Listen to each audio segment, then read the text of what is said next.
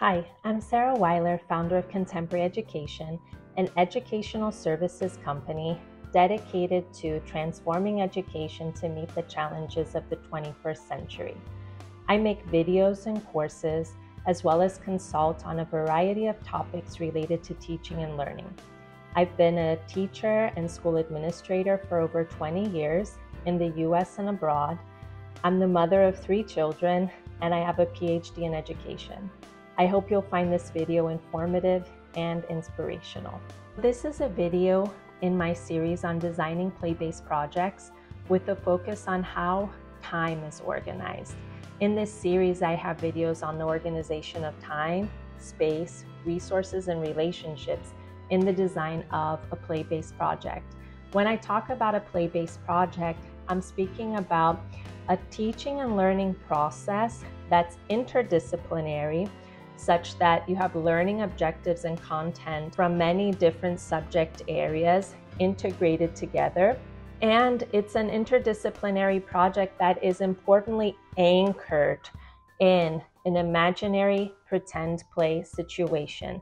That imaginary pretend play situation often emulates a real life situation. So the overall organization of a play-based project design follows my contemporary education framework that starts from a basic human need, such as the need for food, the need for shelter, the need for family, the need for community, the need for culture, the need for healthcare, etc., and how those needs are met through real life activities such as going to the doctor, going to the grocery store, having a family reunion, going to the ballet, a cultural event.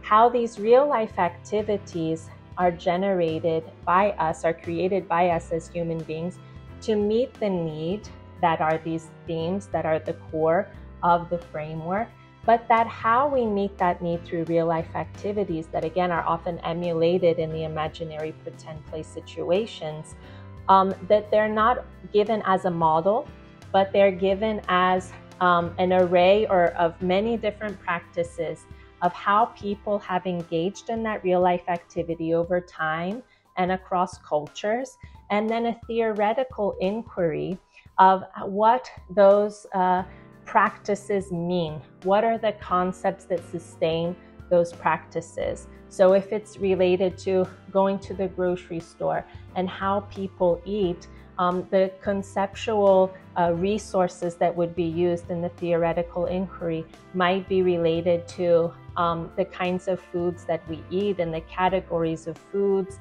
and how our bodies use that food for fuel and how our bodies ingest that food and transform it into energy. So that gives you a little bit of the theoretical inquiry, and then finally a deliberation on practice and theory, because this deliberation empowers children to make more informed, intentional, and meaningful decisions in the pretend play situation, but also in the real life situations that they face. So pretend play gives them the chance to build up this repertoire of resources and of possibilities for action and conceptual and material resources for them to understand what's the meaning of their actions and to be able to take responsibility for their actions, understanding what their actions follow from in terms of the history and the origin and the trajectory of ideas, and what follows from them in terms of consequences and future implications. So what's really important is that the emphasis in play-based project design is that the imaginary pretend play situation and joint play amongst educators and children is the anchor, the centerpiece, the driving force of the teaching and learning process. And in this video, I'm going to focus on the organization of time in play-based projects. We can think about the organization of time in 4 key moments. Pre-play 1, which is pre-play related to preparing the props and scenario. Pre-play 2, which is related to thinking about the roles and the scripts and the potential problems and building up the narrative storyline of the imaginary situation. That's also a preparation moment. The third moment is the actual play moment, joint play amongst educators and children. And the fourth moment is the moment of guided feedback, reflective dialogue, a moment of discussion and sharing. So I'm going to talk about these four moments in the organization of time. On a larger scale, just thinking about, well, how long would a pretend play project last? Thinking about the unit of pretend play project. Is it a week, a month, a year? So typically it can be organized in terms of a bimester, a trimester, or a semester.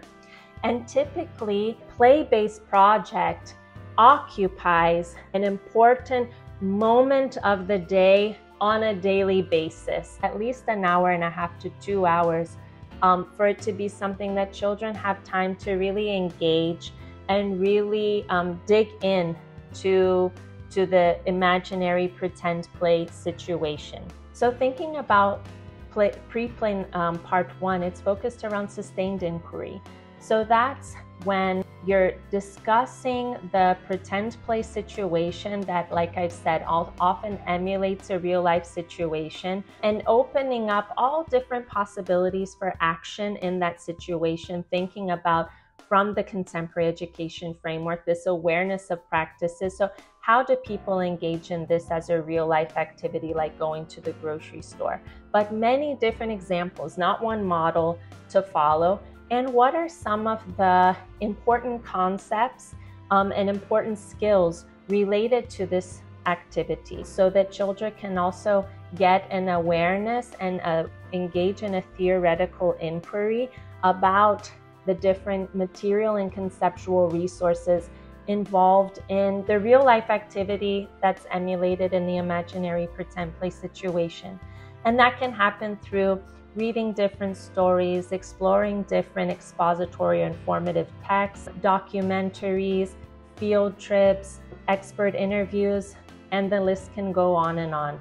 So that's a moment of sustained inquiry. Another moment of preparation is the actual physical preparation of the props and the scenario, as well as planning for the potential roles and scripts that show a development of a narrative storyline in the imaginary pretend play situation, with problems, dilemmas, and conflicts to be addressed and to be solved within the imaginary pretend play situation. Now, the main moment in the organization of time for a play-based project design is the actual joint play amongst educators and children, where they're making offers, initiating problems, proposing solutions, and working out both through some amount of planning before, but also moments of improvisation, that then utilizing those moments and having different forms of recording some of those moments, which could be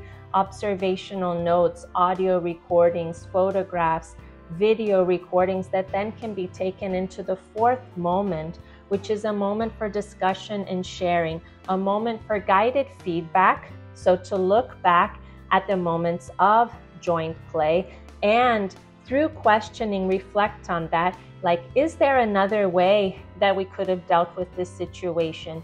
Do you think this was the most appropriate way to deal with this situation? When we look back at the things we had read and studied in our sustained inquiry before, are there any additional resources that we could utilize in our joint play that might be helpful to us? So that's the kind of guided feedback that happens. That is a reflective dialogue. So by having those moments of critical reflection, the idea is that the next time children and educators go into joint play, they go in with more resources, with more ideas, with more possibilities for action, and that over time, at the beginning, the imaginary pretend play situation might be something very superficial, focused around roles, focused around a sequence of actions, to building up a narrative complexity, and complexity in terms of the conceptual and material resources being built up and utilized in imaginary pretend play activity so that the storylines are more complex, the problems, the dilemmas, and the conflicts are more complex, and the possibility for solutions is something more amplified. So think about these 4 moments of organizing time in a play-based project, and I hope that it helps you think about how to sustain a play-based project over a substantial amount of time and really make it the centerpiece of teaching and learning.